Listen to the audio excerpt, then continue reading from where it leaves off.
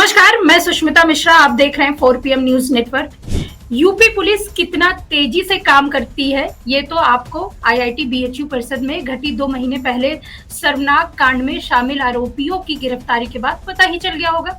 सबसे बड़ी बात यह है कि आरोपी दुराचार के दोषी हैं और भाजपा के कार्यकर्ता हैं। उससे भी बड़ी चौंकाने वाली बात है कि सारे आरोपी कांड करने के बाद मध्य प्रदेश में भाजपा के चुनाव प्रचार कर रहे थे। आरोपियों को पकड़ने में योगी पुलिस 60 दिन लगा दिए। इस दौरान आरोपी मध्य प्रदेश में घूमते रहे और बीजेपी के लिए वोट मांगते रहे। तो सबसे बड़ा सवाल है कि 60 दिन का वक्त लग गया और इतनी बड़ी घटना थी, उसके बावजूद भी पकड़ने में इतने दिन क्यों लगे? ये तो उस छात्रा के साथ जो 3 आरोपी थे वो बीजेपी के सदस्य है, आईटी सेल के सदस्य। और सबसे बड़ी खबर है कि वो ये घटना करने के बाद सीधा मध्य प्रदेश के लिए रवाना हो जाते हैं। और जब ये बात कल जब ये सामने आई, मीडिया में सामने आई, तो उनके घर के बाहर जो नेम प्लेट लगे हुए थे बीजेपी सदस्य होने का, वो भी बड़े बीजेपी नेताओं के कहने पर हटा दिए गए। ऐसी भी खबर आ रही। आज इसी पर हम चर्चा करेंगे और हमारे साथ इस खास चर्चा में मौजूद है राशिद जहीर सर। बहुत बहुत स्वागत है सर आपका। सर, ये जो घटना हुआ, 60 दिन का वक्त लगा। योगी पुलिस वैसे तो बहुत ज्यादा काम करती है, ये ऐलान करते हैं खुद योगी आदित्यनाथ कि हमारी पुलिस बहुत आरोपियों को पकड़ लेती है, जल्दी चीजें हो जाती है। लेकिन ये 3 आरोपी जो उनके ही सदस्य थे, बीजेपी आईटी सेल के सदस्य थे, उसके बावजूद भी इतने दिन कैसे लग गए? अब इसमें तो सुष्मिता जी, एबीवीपी के जो लोग हैं वो भी जब बीएचयू के अंदर छात्र आंदोलन कर रहे थे, इस दुष्कर्म का थोड़ा विरोध जता रहे थे, तब भी उन लोगों ने एक्चुअली विरोध किया था। शायद उनको मालूम था कि इसके अंदर शामिल कौन लोग हैं। 60 दिन लग गए, लेकिन सबसे हैरत की बात यह है कि इसके अंदर जो लोग निकल कर आए हैं वो लोग हैं जो इंटरनेट पर, सोशल मीडिया पर जहर फैलाने का काम करते हैं। और हैरत की बात यह है कि आप आम कार्यकर्ता को, प्रधानमंत्री जी या नड्डा या बाकी अमित शाह या योगी आदित्यनाथ जी, इनके करीब नहीं देखेंगे। आप उन्हीं लोगों को इनके करीब देखेंगे जो थोड़े अपना रसूख रखते हैं। तो इनके तमाम फोटोग्राफ्स देखे जा रहे हैं कि अमित शाह, सॉरी, योगी आदित्यनाथ जी के साथ हैं, स्मृति ईरानी और चलिए प्रधानमंत्री जी। तो इससे महसूस होता है कि वो किस लेवल के नेता हैं, या किसी उनके तो बाकायदा पद भी, एक तो संयोजक पद पे है। लेकिन इसमें खबर का पहलू ये भी हो सकता है कि अगर ये बंदे किसी विपक्ष के, किसी पार्टी के होते या खास करके विशेष समुदाय के होते, तो आप अंदाजा कर सकती हैं कि गोदी मीडिया इस वक्त ट्रायल चला रहा होता। और यहाँ पर सिर्फ सोशल मीडिया पे तो वाकई ये ट्रेंड कर रहा है, आप जैसे लोग, संस्थान जो है इस बात को उठा रहे हैं। लेकिन फिर भी भारतीय जनता पार्टी एक किस प्रकार की जनरेशन को जन्म दे रही है, सवाल ये भी उठता है। रवीश कुमार ने अपने एक ट्विटर अकाउंट पर लिखा कि ये बंदे 8-10 साल से तो एटलीस्ट होंगे ही भारतीय जनता पार्टी के सदस्य, तो वो किस प्रकार के यूथ को बना रहे हैं। ये हैं वो लोग जिनके किरदार को बनाने की बात आरएसएस करता है। और तीनों के तीनों एक ही पार्टी से संबंधित है और बचे रहे और बुलेट पर घूमते रहे और मध्य प्रदेश चुनाव में जाते रहे, गोया कि इनका चुनाव, ये बाकायदा इन पर जिम्मेदारियां थी।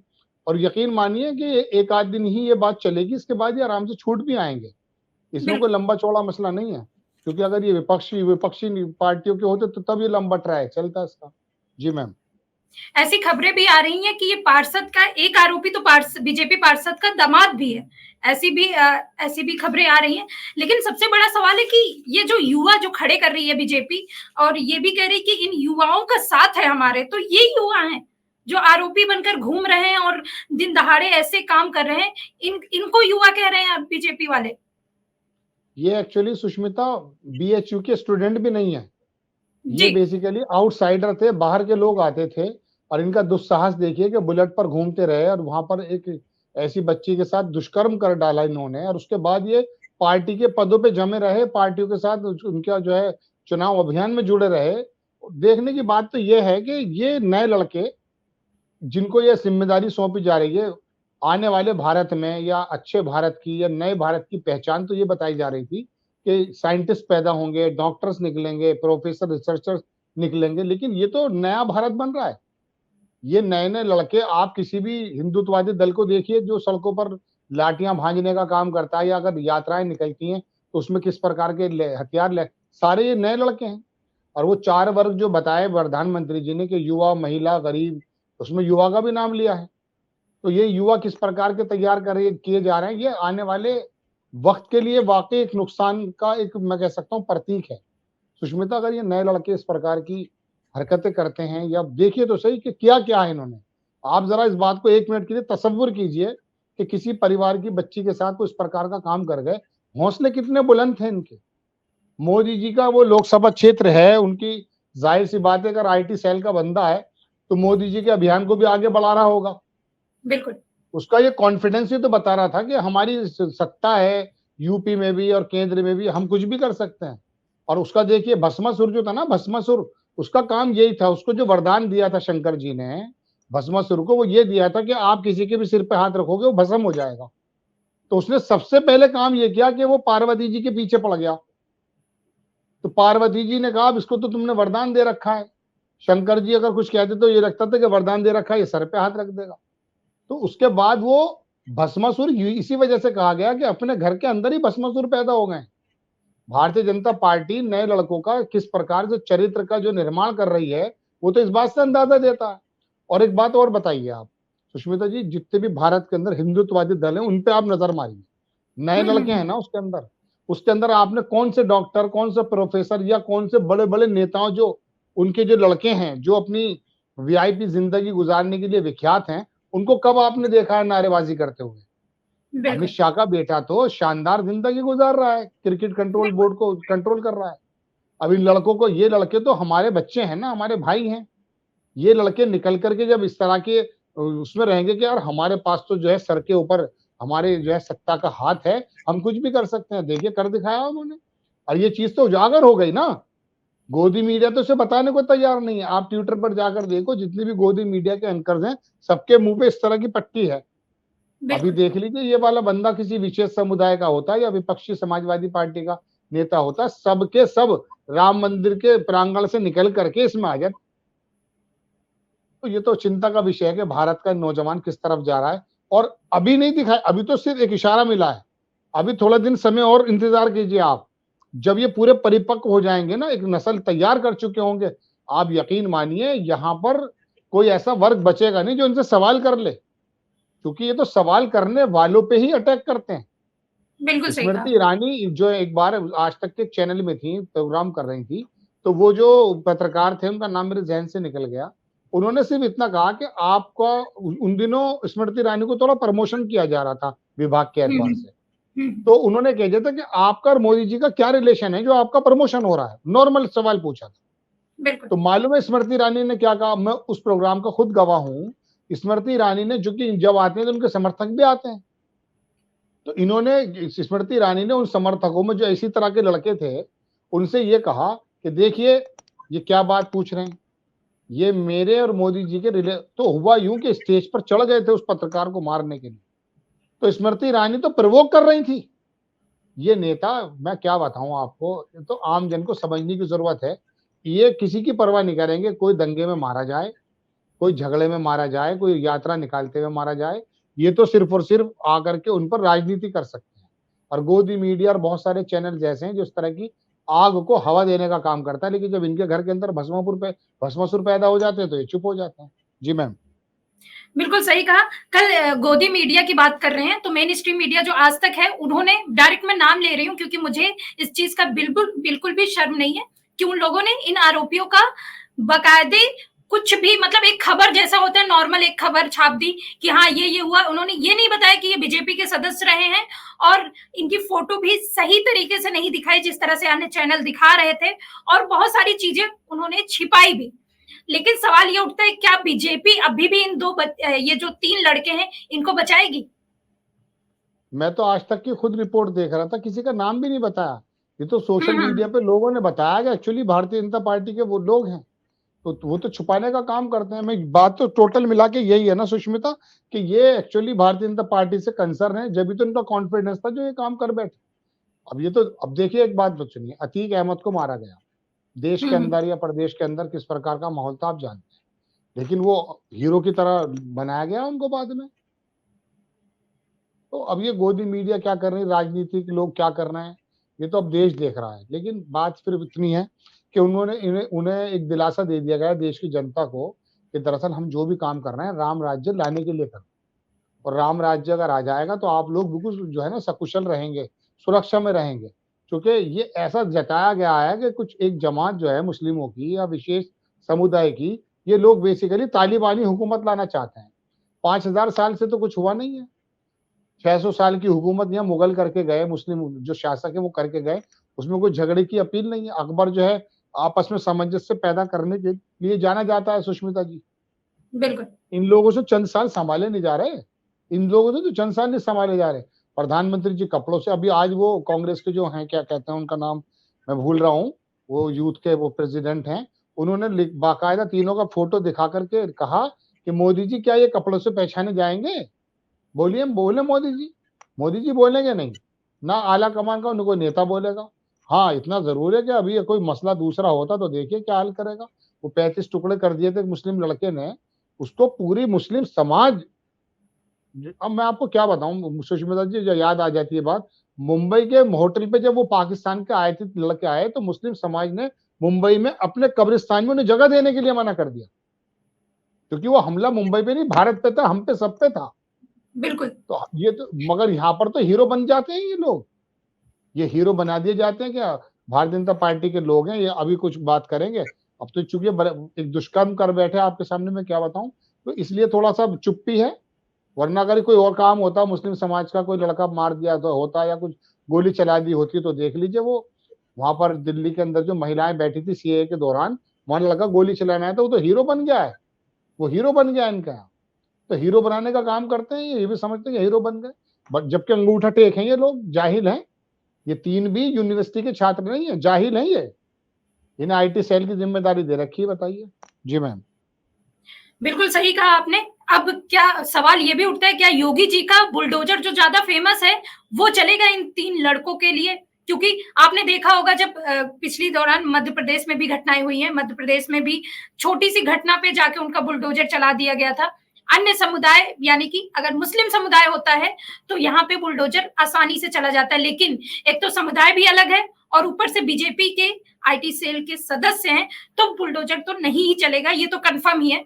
लेकिन सवाल, आखिरी सवाल आपसे ये करूंगी कि 2024 के चुनाव है, 24 के चुनाव देखते हुए क्या बीजेपी इन तीनों लड़कों को, क्योंकि उनको दिखाना तो आता है, ये तो आपको ही पता है, वो दिखावे के लिए कुछ भी कर सकते हैं, तो क्या लगता है 2024 के चुनाव देखते हुए ये अपने ही सदस्य को कुछ कड़ी सजा दिलवाएंगे या फिर बचाने की कोशिश करेंगे? नहीं, चुनाव के लिए तो कुछ भी कर सकते हैं, ये बात बिल्कुल सही कह रही हैं आप।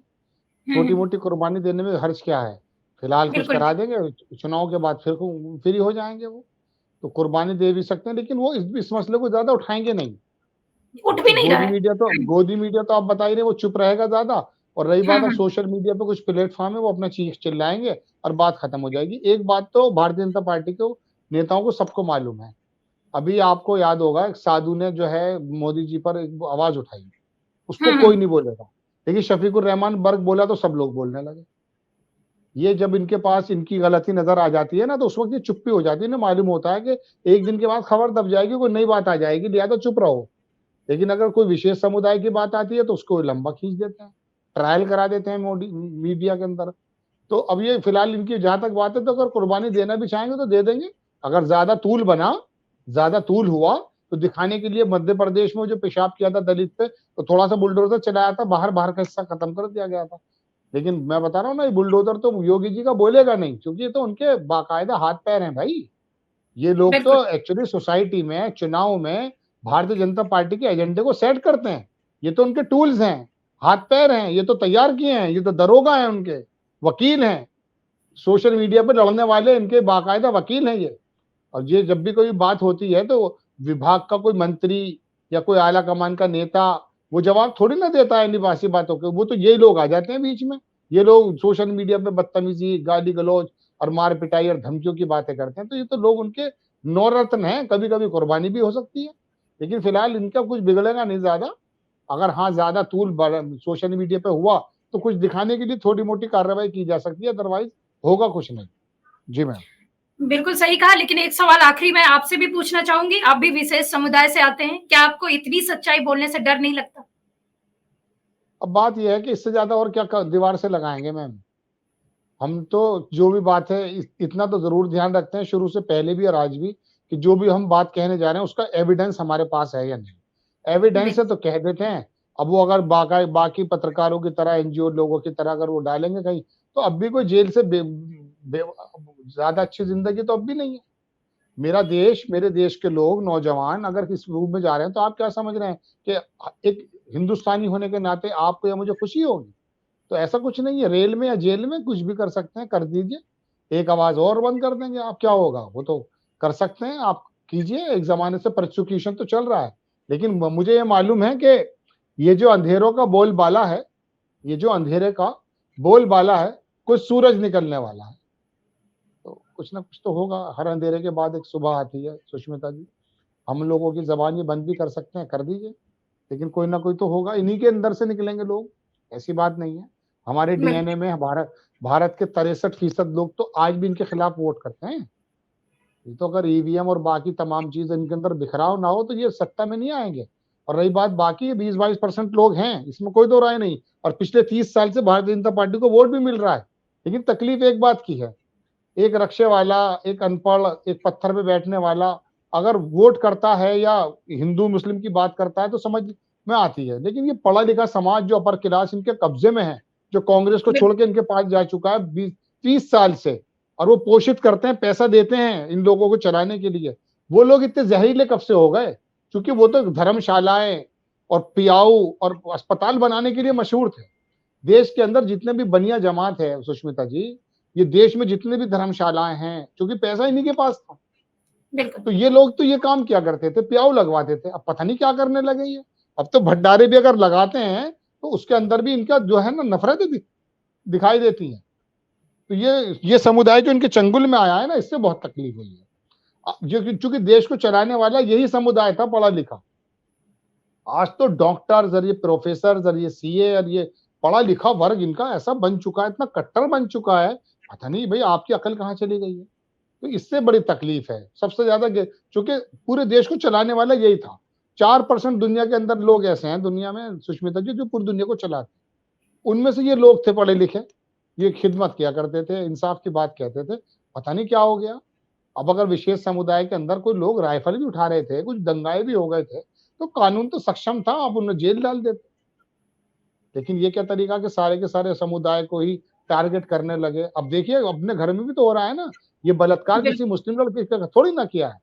जब आप घर में आग लगाएंगे तो आप क्या सोच रहे हैं कि दूसरे के घर में आग लगा के आपके घर तक वो आग नहीं आएगी, आपके घर में भी आग आ जाएगी। और आ रही है। ये बच्ची जिसके साथ दुष्कर्म किया है, ये बच्ची मुस्लिम बहरहाल ये भारत की बेटी थी, हम तो इतना जानते हैं। लेकिन ये बहरहाल कहने का मतलब ये कि हमारे पास तो ऐसे भी एविडेंस है सुष्मिता, आखिरी बात कह के अपनी बात खत्म करता हूँ, कि आरएसएस के बड़े बड़े नेताओं ने एक मुहिम चला रखी है कि पैसा दिया गया है कि आप मुस्लिम लड़कियों को फंसाइए और शादी कीजिए, हम आपको पैसे, ऐसी खबरें हमने बनाई हैं, हमारे पास एविडेंस है, उसके पंफलेट बांटे गए हैं, पर्चे हमारे पास मौजूद हैं, कुछ लोगों के बयानात मौजूद हैं कि इनकी लड़कियों, भैया यार लड़की तो बेटी होती है। फारूक अब्दुल्ला की बेटी अगर मसल के तौर पे राजेश पायलट के लड़के के साथ शादी कर ली है, तो कोई किसी मुसलमान मौलवी ने फतवा दिया है क्या? जुर्म किया है क्या? अरे वो बालिग लोग हैं, अपनी मर्जी से कर रहे हैं। लेकिन यहाँ तो लव जिहाद, योगी जी ने किया क्या था? सबसे पहले आके वो बनाया था स्क्वाड, रोमियो स्क्वाड, गोया के वो मुस्लिम लड़के ही सिर्फ कॉलेज में जाते हैं। अब ये देखिए क्या कर रहे हैं, भस्मासुर, एक बच्ची के जीवन को तबाह कर दिया आपकी शिक्षा ने। ये आपने नया यूथ बनाया है, जो ये बनारस के 3 लड़के हैं ना, ये नया यूथ है भारत का। जी बहुत बहुत धन्यवाद। आप ऐसे ही अपनी आवाज बुलंद करते रहिए, हमारी शुभकामनाएं भी है। बहुत बहुत धन्यवाद सर आपका। तो आपने देखा ये चर्चा आपको कैसी लगी, क्योंकि बीजेपी के आईटी सेल के ये तीनों लड़के जो कि बीजेपी के काम करते थे, और जब ये आरोपी पकड़े जाने के डर से मध्य प्रदेश चले जाते हैं और मध्य प्रदेश में चुनाव प्रचार करते हैं, क्या बड़े नेता को ये नहीं पता होगा कि इन लड़कों ने क्या किया है? क्या किसी को भनक नहीं होगी? क्योंकि कल से ये ज्यादा वायरल हो रहा है, क्या बड़े नेताओं ने इनसे संपर्क नहीं किया होगा? क्या बचाने की कोशिश नहीं की जा रही होगी? ऐसे अगर ऐसा कुछ होता है इस खबर में तो हम आपको जरूर बताएंगे। तब तक के लिए देखते रहिए 4PM न्यूज नेटवर्क। मैं सुष्मिता, नमस्कार।